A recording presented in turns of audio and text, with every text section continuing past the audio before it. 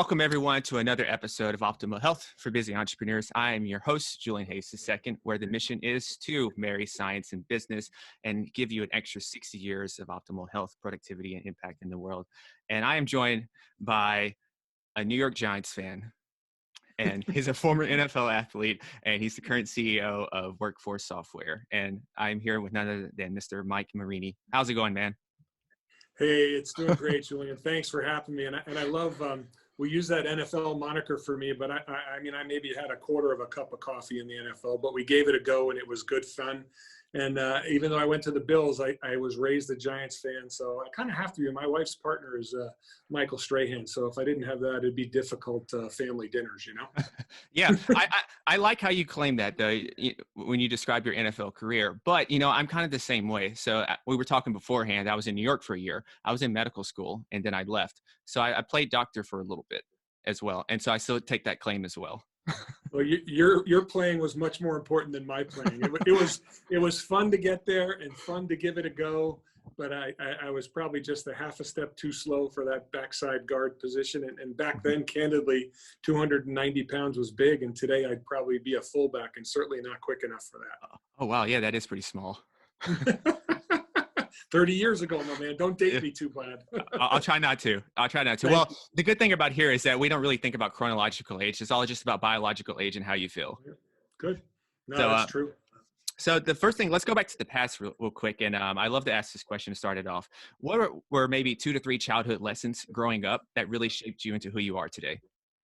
Oh, I mean, my dad swung a hammer for a living and put 5 kids through college and 3 of them through graduate school. And we were probably the last family on the block to get moved from a black and white TV to a color TV, but we didn't know. So we knew we had a family, we had a great unity, and we knew you had chores, and we knew we all worked for my dad in the summer, whether you liked it or not. So we got a great work ethic on, work hard and the rewards will be there. We also got an ethic on put the family first.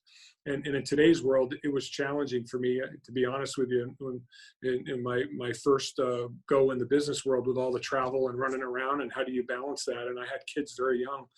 So the value of keeping an eye on family, even when I didn't do it the best I could, it always came back to that. So that was a core one. And then the other one, and I've used this in some of the conversations I've had, it comes a lot back to my dad. He had a comment, which is, his line was, listen, boy, keep your eyes and your ears open and your mouth shut until you have enough information to make a decision. When you get enough information, be decisive, but also be humble enough to know that if new information comes in, you may have to change what you're doing. And for a guy that, went to trade school and ran a little small contracting business, man, that's something that I've built my life and my career on. And it's paid dividends for me and my family, thanks to him. Yeah, it's amazing sometimes when you hear that advice as a kid. I remember my dad telling me advice, and in the moment you're like, whatever. You just want to rebel against it. But then maybe 20 years later, you're like, oh man, Dad was right. Dad was really right. And you start repeating those things that you thought you'd never say. Yeah.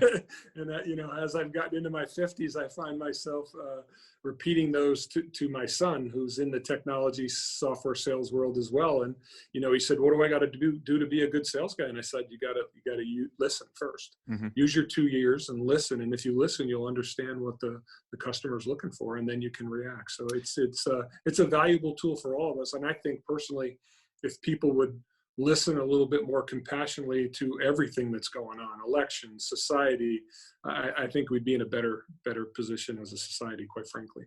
Agreed, because they're all pretty similar. And a lot of times I think if we just take a little time to listen, we all want the same thing at the end of the day. Isn't that ironic? And the one thing that COVID has brought is in our world, it's brought a little bit more humanity into how we're dealing with people and how we're dealing, we used to do these video calls, and if a kid walked in a room, or child, or if your dog barked, everybody would panic. And now today, when it happens, it's kind of a normally I'd have my little dog sitting on my lap here, and if he barked, and now it's okay. So I'm hopeful that as we get all this together and keep forging forward, some of that humanity comes back into business, our politics, and our society, so that my grandkids grow up in a world that's different than what we're dealing with today. Yeah. And let's see, let's look back talk about your journey a little bit. So as a kid, did you know that you wanted to pursue sports? Yeah, I love sports. So I'm the youngest of five. It's almost like two families, right? I have three older brothers that are 10, 12, and 13 years older.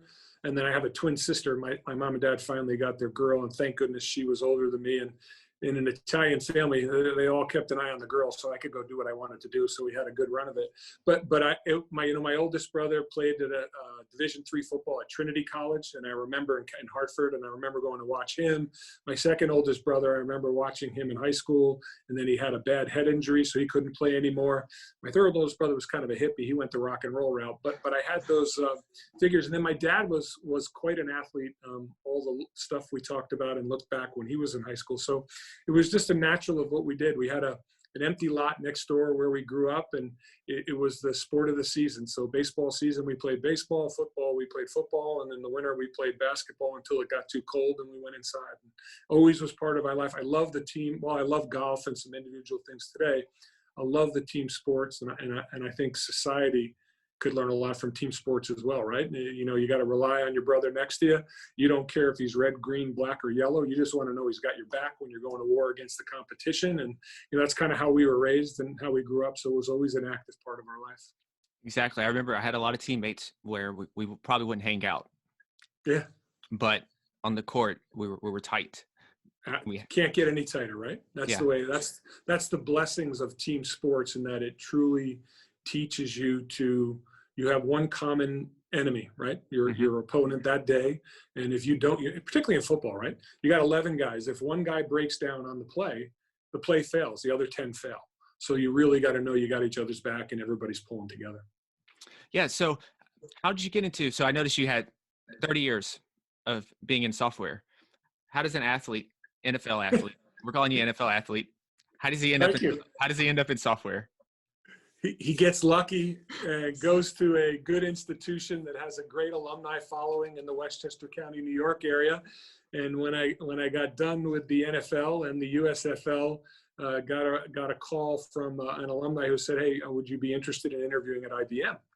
And I just said, "Heck yeah!" This is the same alumni who came to watch me play high school basketball as part of the recruiting process. And I got kicked out of the game because one guy took a cheap shot at our little point guard. So I went after him as a football player on the basketball court. And he didn't get to watch me play because it was in the first quarter, but we established a great relationship. And he had a brother-in-law at IBM that gave me a chance to interview. And, you know, I was blessed that a guy named Ed Schroeder gave me a shot, because I probably was not as qualified as many of the people that studied computer science and things like that in college. I did not. I was a liberal arts guy focused on geology, quite candidly.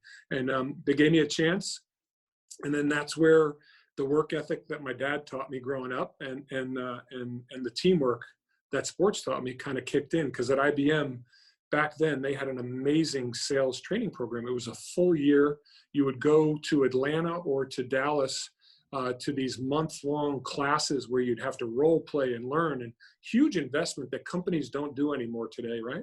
And it taught me to go do it. And it's funny, I remember specifically it was New York City. I had a territory, and it was August, and I just got back from the subway ride to an account, sweaty and hot. And I'm thinking, I had guys in the office like, I don't want to leave the office until, and I'm thinking, well, I'm not in a ditch digging a foundation for my dad right now. There's no dirt under my nails, so I can deal with this. And it helped me. I had a great career at IBM. I won 2 back-to-back Eagle Awards, which are the top 8 new business sales guys in New York, in America. And then realized that hardware curve was going down and the software curve was going up. And so I jumped to one of my software partners, and I've been in enterprise software, probably since 1991. Mm-hmm. Yeah. So it all started, to me, what I'm hearing that is that you just said yes to opportunity, yes to a chance, yes to uncertainty. And it seems the climate that we're in now, you know, whether you're an entrepreneur, whether you're inside of a company, you're kind of having to do the same thing. And so how do you notice like a lot of your teammates kind of struggle with that? Yeah, I think, you know, the society was way more stable then. Whether it was right or wrong back then, it's not for me to decide, right? History will determine that. But it was a stable, growing economy. People were functioning. And so my idea of getting an opportunity to work for IBM was great. And it's interesting, when I decided to leave IBM after 5 years, I talked to my dad about it. He said, wait, IBM, you have a job for life. Why would you leave IBM, right? And I told him it's because to make more money than my boss's boss's boss in this new opportunity. So I think that, I think people have to feel comfortable taking some risks. They have to know, and they have to have confidence in their ability to drive, but they have to make sure they take risks with people that they trust. And that's an issue today. And that a lot of these tech startups look good coming out of the gate. And I can't tell, I got a couple of them where the stock is my wallpaper in my garage. It's not worth anything, right? So you are going to fail. So you've got to know that. And some of the younger folks struggle with that a little bit more. But if you take the risks and fail, I've learned more from my failures than I have. There are a lot of things out there today, particularly if you have tech interests or things like that.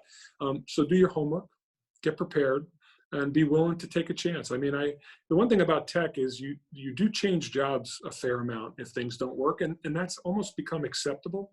You got to be able to tell the story on why, but it's not like 20 years ago where if you weren't with the same company for 10 years and you try to move, you weren't credible. Something was wrong. Now they understand that. Yeah. And so, because I know you've been in the executive role for a number of years now. Yeah. And I guess, what have you noticed the parallels between being an executive and also the athletics background? Yeah. Communication is key. Assignments have to be clear, right? And accountability has to be clear. You have to recognize that if one of your teammates isn't pulling their weight, you as the executive may have to make a hard decision. I had a guy, in the early 2000s who was actually my mentor at IBM, who I hired to run a big piece of our sales division, and he just couldn't do it. And, to have a conversation with someone who mentored you and who is your friend to say, we got to make a change. And, in those situations, candidly, it's almost a sense of relief for them when they know they're not failing, right? Mm-hmm. But it's still hard, as I'm a big loyal guy. So big loyalty to my teammates and to my players, and maybe sometimes too much, where I'm too loyal to people that aren't as loyal to me. But I think if you can stick with that kind of mantra and make sure people have clear roles on where they're going, make sure you collaborate, make sure you listen. I think that's all tied to team sports, right? Mm-hmm. Yeah. And you also have to understand there's one coach, and we have a little saying in here. We get in a conference room. I don't mind the disagreements and the arguments at all, but as soon as that door opens, we walk out and we're the Rockettes as an executive team. We all support it. You're going to win some and you're going to lose some, but Mm-hmm. you got to have your teammates back as you go forward. And that's the epitome of team sports, right? You said it. You don't got a lot like the guy that's lining up next to you. You don't want to go break bread with them after work. That's fine. But during those 60 minutes that you're out there, and during when you're at work or dealing with a customer, man, you've got to be united and have each other's back no matter what you feel. Yeah, and sticking with culture, when I was looking at workforce, some of the things, one big thing that stuck out to me was being listed in top 100 companies for work-life balance. And then also, to brag on you a little bit, you got a top 10% CEO score. So that's no easy feat. And so I'm wondering, what are some of the things that's working for workforce that you think would be beneficial for other companies as well? Well, I can tell you, when I got here 5 years ago, the first 6 months, I probably had a bottom 10 CEO Mm-hmm. score, right? Because you come into a founder-led company where you had a lot of friends of the founder and people were in roles. And, when the private equity guys bought this and brought me in, they saw a real asset here that could go win the market. And we did too. I originally came in to help counsel them on a deal. And then they said to me, well, why don't you run this? And so you bring a team in and you go, and you have transparency. And with transparency, like I said, comes accountability. And some of the folks didn't want accountability.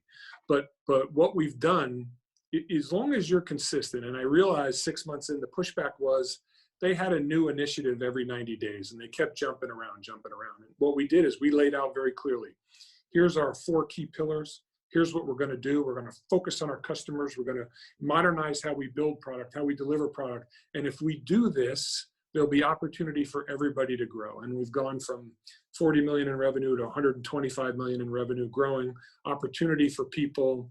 There's now equity we give out to the people, which wasn't here when I got here. Very few had it, more have it. So we're trying to do the right things to continue to invest in them. and grow. And so it comes back to the whole be clear, drive it, engage the team, and move forward. And I think for us, what really elevated us towards the end is every year for the last 5 years, we've been consistent. And people need that. They need to know if they're following marching orders, we're not going to just change the game. Doesn't mean we don't transform, right? Because we went from a on-prem marketing event company to a digital marketing company overnight when COVID hit. But our team responded because we came back and coolly said, look, this is a new strategy. Here's why we're going to do it. We don't know what the results are going to be, but let's measure them together and see where we keep going on this.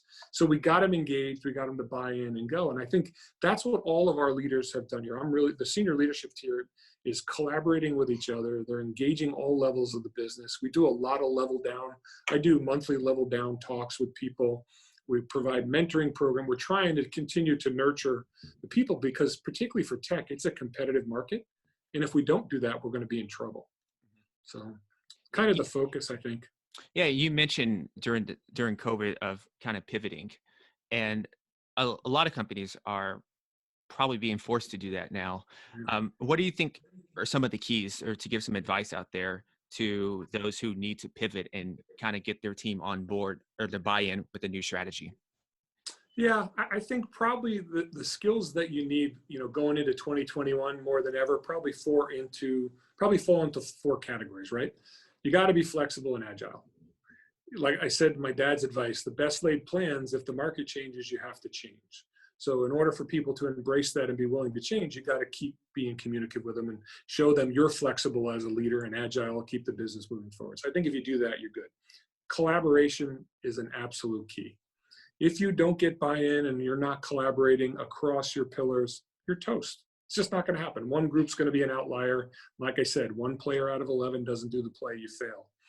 The third one is an interesting one that I've really become very conscious of the last probably 10 years, and that's the emotional intelligence piece of this business. It's not just about IQ.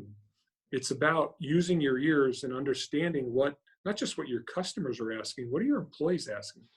And being able to balance that emotional quotient versus your IQ so that you are empathetic in your engagement, so that you understand that there's things outside of work that need to happen that you have to be. And I think the last piece, the last of them, which is more important than ever, is what I've talked about all along, transparent. If your people don't know what's really going on, how do you expect them to embrace change and fight through with you? In our business, you get these things called requests for proposals. You usually get them last minute. You got to do all this work, and you got to work through the weekend to get it done, right? And if your people don't see you running through walls with them and you're not transparent with them, how can you expect them to work through the weekend with you, right? So we've been completely transparent on that stuff. What do you think is a skill for CEOs in terms of, let me rephrase this. I'm thinking, I lost my thought for a minute. So what have you noticed that's an underutilized skill that a lot of CEOs don't have? Wow, that's a good question. Well, empathy jumps to mind. I mean, I've dealt with some CEOs that, look, if I'm the first guy in, blue collar kid, I make the coffee.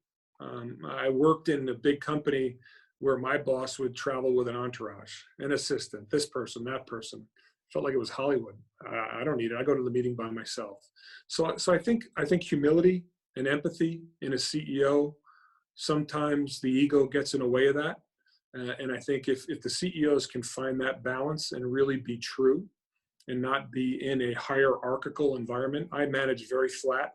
We listen to everybody. I think you got to do it. And I think the mantra that I put out there of be the CEO of your role couldn't be any more clear, that we want you to make decisions. We want you to take risks, be informed risks. If you don't know, you don't have to have all the answers. I don't have all the answers. I ask people all the time, I don't know what to do on this. What do you think? And so I think if people take that approach and recognizing that they don't have to be the smartest guy or gal in the room all the time, I think you see your people respond in a very positive way. Yeah, that's the ego. And it takes a while, I think, to kind of, because I think it's almost like you operate with a mask and you give yourself this expectation that you have to know all these things because you have X and X position. Oh, I know my actions today as a 3 or 4 time CEO versus my first time CEO are different. And I think the first time probably was of fear. And I probably accepted an opportunity that I shouldn't have, because I should have shot higher, but I said, first time CEO, let me just get one. And so you learn. And like I said, you got to be humble enough to know that as you learn more things and you engage better, you got to change your play, right? You got to have multiple plays in the playbook, to go back to the football references, right? Depending on who you're dealing with, the situation you're dealing with. If you have the same cookie cutter approach, it's not going to work. So you got to listen and learn, and move forward. And I think, one of the things we encourage, and I think other CEOs, they got to take the initiative, not just on the business stuff, not just on strategy, not just managing the board, but take the initiative to understand their employee base and what concerns they have. This whole idea of employee engagement is now more important than ever, with people feeling vulnerable, people losing jobs, working remotely, not having that chemistry. So I think if you find leaders that'll be empathetic, supportive, take some initiative, do their homework, I think you'll find better effectiveness. Speaking of working remotely, how have you kept the communication lines still operating as best as possible right now? It's crazy, right? Thank goodness for Zoom, Microsoft Teams, all the video things. So really what we've done is we've increased our cadence of communication. We've gone from, we used to have quarterly in-person meetings at headquarters, and we would remote blast it everywhere. We now go twice a month via video, and I sit in this room and I have a very candid conversation with our people. First one in April was, we're shutting it down. I don't know when it's going to end, folks. Here's what we're doing to protect ourselves. We're not ready to make that decision. And then we just keep nurturing that along. So you do that, but then you have to find different ways to engage, right?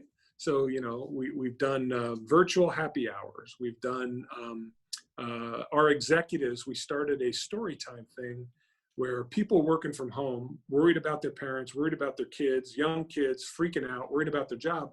Once a week, we would read a story over Zoom so they could put their kids in front of the screen for 30 minutes and take a break, and we would entertain them. And we're about to do Christmas stories this Friday. We're going to do the same thing. Amazingly how our employees responded to that.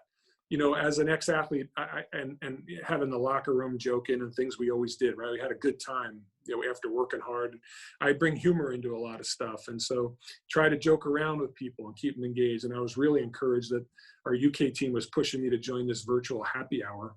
And I couldn't figure out why. And when I got on, all their backgrounds were my face on a $100 bill, me hugging the Statue of Liberty, my portrait above their fireplace picture. And I was like, all right, we've gotten here. These guys who weren't sure about this Yankee expat coming over there to help them, and they, now that they feel like they can bust the CEO's chops, we're in a really good place. I love that. Mm-hmm. And so we try to use humor. I poke fun at myself. We engage our employees, and I have a little dog, Biggie Mo, who's my buddy. They all make fun of me because big man, little dog, and they all ask for him on the video. So we're trying to humanize it, right? Talked a little bit about COVID, maybe humanizing how we do things. The biggest challenge for us, candidly, is we're still hiring. We're going to add 90 new heads next year because our business is growing. That's the thing I worry about the most, is how do you get those folks engaged in your culture and have them feeling good about the team they're joining remotely. And so I think we're figuring that out. It's just constant engagement and reinforcing. We're now selling big deals over Zoom, never going to the customer. I've never done that in my 30 years in this career. It's always been a lot of, when you do the bigger deals, it's always a lot of get to know the people, pressing the flesh, doing that stuff, on-site visits. Nobody wants to see you now, and it's continuing to move along. So we've got to take that level of engagement that we've done with our prospective customers and make sure we work that into our new employees that we're adding, so they feel like they're part of the team and get a feel for our culture, albeit over a video call. How do you like that now? Speaking of travel, do you like the new way of business, or do you miss the face-to-face? I think I'm mixed. I love not running through airports. I traveled 75-80% of the time. Mm-hmm. Right? I live in Marina Del Rey, California, and New York City, and my company's headquartered in Michigan. So, and we got offices in the United Kingdom and Asia. I'm all over. I go Europe one quarter, I go Asia the next. And so I have not traveled except one quick trip into New York for a charity thing in September, in 9 months. And I can tell you, I don't miss the business travel. I do miss the live interaction with people. My team, one thing this has afforded me, because I'm not running from airport to airport, is I have more time to think. And I think my team may not appreciate that as I keep randomly spouting out, did you guys think of this? Or what about we do that? But I think they've engaged in the right way. So I do think, I don't think we're going to go to 100% remote, but I do think people are learning that you don't need the giant office on Madison Avenue to be credible. And I thank goodness I'm not a commercial real estate leasing guy or gal, because man, I don't know how I think that you're going to see a paradigm shift there. So I think we'll find a balance. I'm hoping that I can travel maybe 50% instead of 75%. But it's still important for me. I'm an outward focused CEO. I love the engagement with our customers and prospects and our employees, because that's when I really get the understanding of what are we doing well and what are we not doing well. And if I don't know, we can't fix it. Or if I don't know what's going well, I can't accelerate it, right? So you can get that over Zoom, but the personal touch just seems to be when you're out, maybe having a glass of wine with a customer and breaking bread, they may be a little bit more forthcoming with you on things that you wish you did better, so we can fix our position. And I do miss that.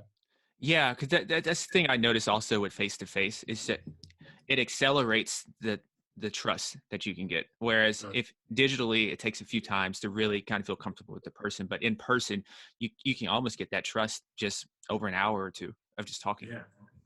Now, I think it's easier for people to say no over video than if you travel to see them and they have to say no, right? So it's helpful on that a little bit, but you really, and I stress this even before COVID. Look, if we're going to do a call, get on video.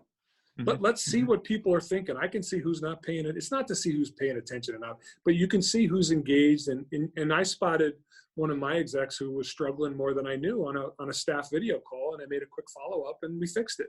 So I'm thankful for that. And I do think there'll be a blend, but it is hard to make, we've made a great initial personal connection, you and I chatting before. I love the conversation, love to see what that means, sitting down and grabbing a burger with you or doing something, right? And see where it goes from there.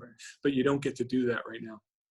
Yeah, but I bet your chronological circadian rhythm is thanking you for being in one place for such a long time, because I'm sure you had some crazy jet lag jet lag, and I've had back issues.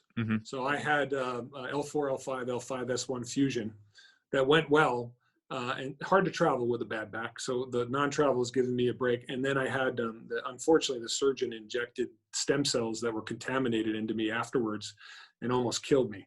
And so it's given me recovery time to not have to do it. And it's given me the opportunity, I believe it or not, big guy, I do Pilates now. It's the best thing for your back. I bought a used reformer. We have someone that comes to the house 3 mornings a week. I can do it. So I really am feeling like I'm having an impact on this lower back that has caused me trouble for years. So really grateful for that, and create a lifestyle. My wife is the CEO of her company. We would pass in the night sometimes, right? Because we're both running companies, and we've spent more time together. And I'm proud to say she hasn't kicked me out yet. We're doing great and having a good time, but we spent more time together in the last 9 months. We just had our 5th anniversary in our last 9 months than we did before. And it's been great. I mean, maybe better for me than her, but I really love it. And I think, I think our dog's going to have the biggest problem. And when we start traveling for work and again, not having, mom and dad around bonding all the time, Yeah. And I had this is one of these unproven things that I have no way to prove, but I'm just, thinking that during this time, like a lot of relationships have gotten just so much stronger. And then some of the other ones, unfortunately, I'd be like, maybe I don't like this person as much as I thought I did, because they're around you a lot more. Yeah, you find out really who you are when you are locked in. You can't.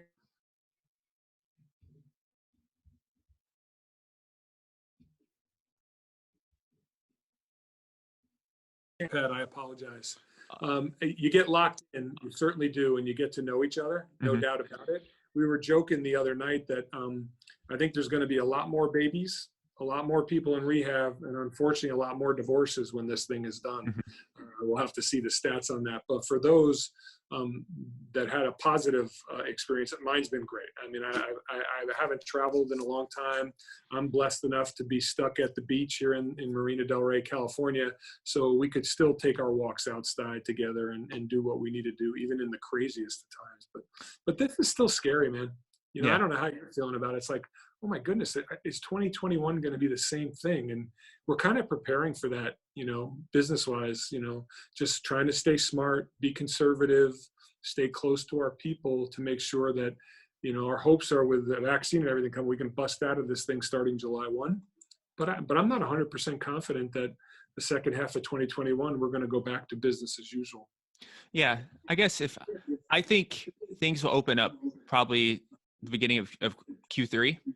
Yeah. But then I really think this is probably the I'm more of an optimist. So I think starting in 2022, I think you're going to get I think things are going to start booming again.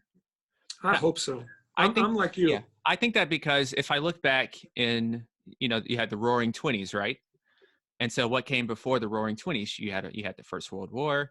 Then you also had you had the flu going on at the same time, the Spanish flu at the same time. Yeah. And so usually when you have these tough moments of depression and drought and all this stuff, usually it's like a natural cycle of life that you can only be down so long before you come back up.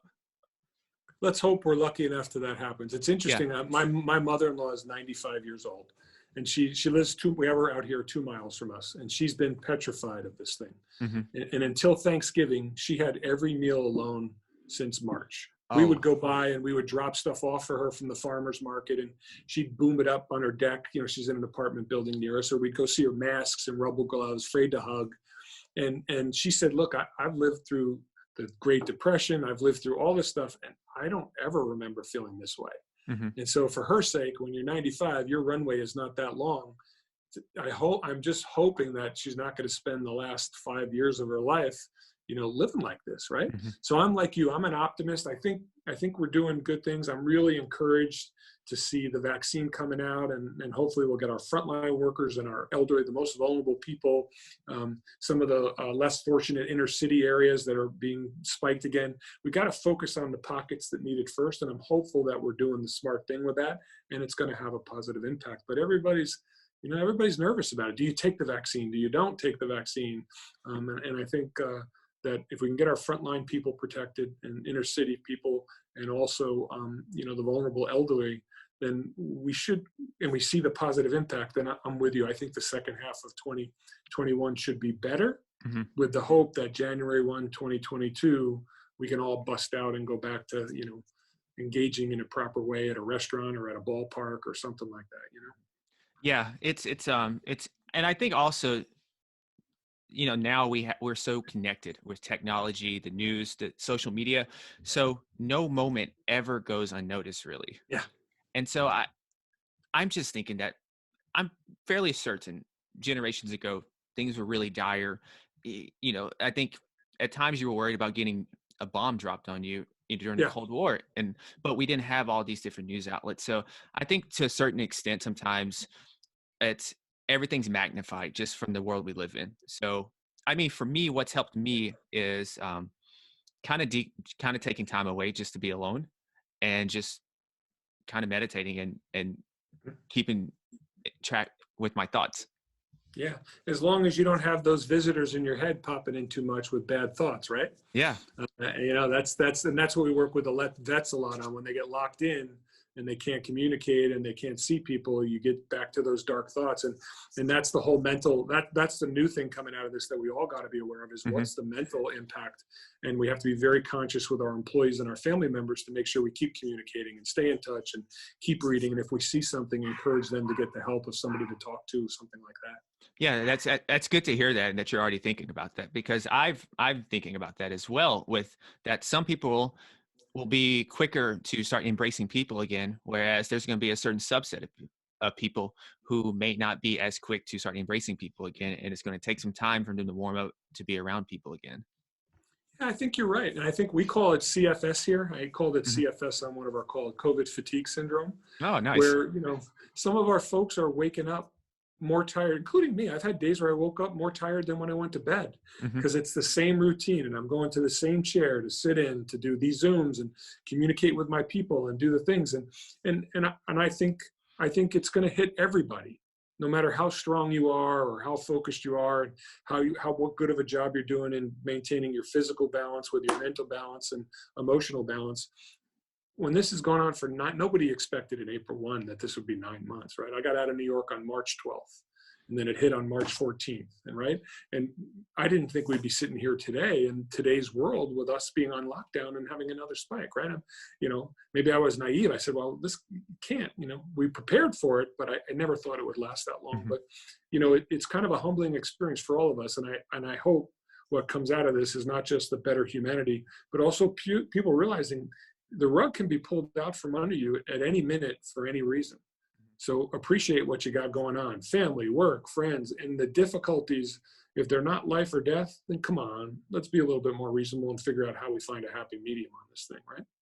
Yes, exactly. And speaking of routines, I'm curious, your routine like now during this time? How do you keep yourself as sharp and healthy as you can? Yeah, my assistant has done a much better job of making sure I'm not booked every hour on the hour, all hours of the day, because I run an East Coast company, global company, but headquarters is East Coast. My day starts early, Mhm. 5:30. I'll do a couple calls, and then I usually have 3 mornings a week. The 7 a.m. Pilates instructor comes in for an hour, and then I've been doing. I've got a gym in my home, so I'm lucky about that. So I've been doing meetings where I'm walking on the treadmill, balancing that. Been doing a bunch of reading, taking the downtime to read. Of course, we've done some binging on Netflix, et cetera, to get caught up on some things just for a little nighttime decompression, right? So, and I cook. My wife, well, she can boil water now, but she couldn't boil water when I met her. So we have a deal. She gets me VIP access to all the football games and all her connections from working in the NFL for 12 years. And I do a lot of cooking. So we did put a roof kitchen on our roof. And so we spent some time up there, grilling out and making pizzas in a pizza oven. And I decompress that way, put some music on and try to do that. So it's getting back to my roots. And really trying to find the balance. I've had the luxury with an East Coast company, and I can shut things down at 3 o'clock and go take a walk on the boardwalk by the beach, right? Clear my head, and then come back and pick up the Asia calls at 6 or 7 at night. And so carving out that time to not just be stuck there, which if I was in the office, candidly, I didn't do a good job. I do some walking around to say hello to the people, but I didn't really block out that hour to either read a book of what I'm interested in and trending, or take a walk, or just, I with my back issues, I've got an inversion table. Just put some music on and go invert for 15 minutes to take the pressure off. So I'm definitely having the opportunity to balance personal wellness, not just physical, but mental, and engaging on some things like cooking, which I love to do, which I haven't been able to do when you're traveling all the time. That sounds like a good deal to me. Um, that's a good Access for trade-off. a deal. Yeah, that's a good trade-off. But what do you like to cook? What's 2 to 3 of your favorite dishes? Chicken parm, man. I make my mom's chicken parm as an Italian kid in her kitchen. So, and we just had it a couple of nights ago. Chicken parm with a great rigatoni meat sauce. We've done. We do a lot of grilling. So I cook up a lot of steaks, or we've been doing a lot of fajitas and tacos on the grill. And California, you got to get that stuff going with the tortillas. So, but mostly Italian if I'm cooking in the kitchen, and then a lot of balance of seafood and pork and beef and everything on the grill, just mixing things up. So, That sounds good. I'm getting hungry now. well, if you're out in LA, come on over, man. Uh, As long as you come and we stay socially distanced and you show up in a mask, and yeah, we're good to go, right? we'll definitely do it. If you got seafood on the menu, I'm there. Oh, I can help you out there, man. So, yeah. So as we wind this down, this is what I used to call it rapid fire, but it's Okay. not really too rapid, and so I had to change it. So, Okay. what's the meaning of success to you? Oh my goodness. The meaning of success to me right now is that my 3 grandkids are healthy and happy. Hmm. What's the meaning of failure?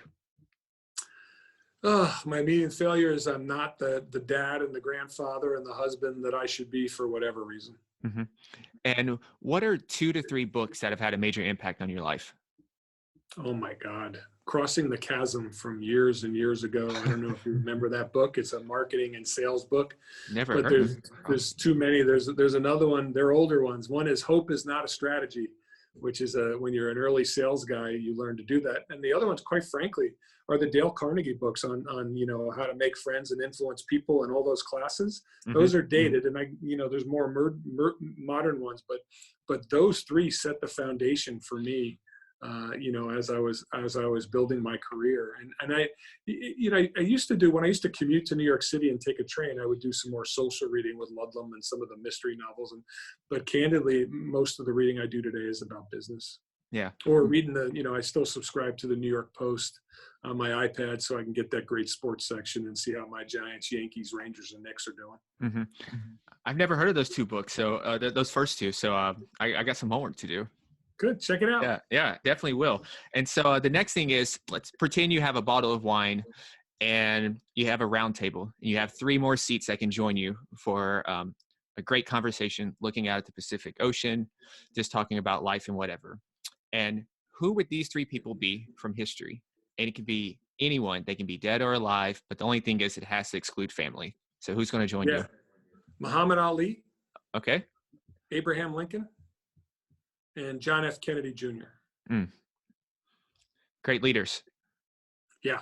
Great leaders. Yeah. I mean, and Kennedy is more curiosity because he was killed around my time, and he took a more human approach to what he was doing, and don't know much about it as well. Lincoln, of course, because Lincoln is the man who set us forth, which should have been on a more proper path. And then Muhammad Ali is just a complete game changer. I think I love him more now than I may have as a kid. I may have been, do I like his mouthiness versus Joe Frazier's grit and go? I like them both. But now what I see, what a game changer he is on society, and how he was right. And people should have listened more. I'm a huge fan. There's a company called Roots of Flight. Jesse Katz, they do a lot of hoodies and stuff. I'm a big hoodie guy, right, at the beach and cool. And they have a Muhammad Ali line, which I'm in love with. And if the PR agency didn't tell me to dress up better, Mike, I probably would have had a Muhammad Ali hoodie on. Oh, you could have had it. You could have had it on. I had another one before you, and they said you may want to wear a golf shirt and a polo. Okay. Because I'm a pretty casual guy, but I think right off the top of my head, those are 3. I'm sure I could come up with a dozen more. I'd love to speak, have at the table with me, including my dad, who's gone, but no family, right? But I think that would be quite a cocktail together with those guys, because clearly game changers and thought leaders, and we talked about before, willing to take a risk. I mean, all 3 of those guys took risks every day in what they were doing, and I think that's what made them great. And also, those people, each one of them, they had some type of crisis. So those are actually kind of people to learn from, especially right now. Absolutely, and they kept their cool in different ways. Yes. Ali with his prose and his comments and his flashiness, and Lincoln with a very steadfast approach to what he was doing. And Kennedy had to deal with more nuances because it was more modern and outside influences, right? And so, I think there's a balance to those 3 we all could learn from. And the next thing is, who's in your musical starting 5? And they can be dead or alive as well. This is where we have the debate at home, because my wife managed Snoop Dogg for 8 years and now manages Wiz Khalifa. So I love Snoop, even though I'm an old white guy. You gotta love the Snoop stuff. I really love him. But my mantra is more. I love some of the classic, the Beatles. I had an older brother during the 60s and 70s who was a hippie, and so I heard the Beatles, all Blue Album, Red Album, White Album. So they set the foundation. Van Morrison, Total Chill, Hangout type stuff. Hootie and the Blowfish in terms of more modern stuff. I am all over the place. Darius now as a country singer I like. So I'm pretty eclectic. I like all mixes and matches of music, from hardcore rock and roll to rap to everything in the middle. And so I'm kind of a blended guy with those folks probably taking the forefront. Nice. And the last question is, someone comes up to you and they tap you on the shoulder, and social distancing is a thing in the past. The world is, we're back to normal. We're not afraid of each other, or we don't have to be. And someone says, Mike, what are 3 things that I can do today to become a superhuman executive? What would you tell them?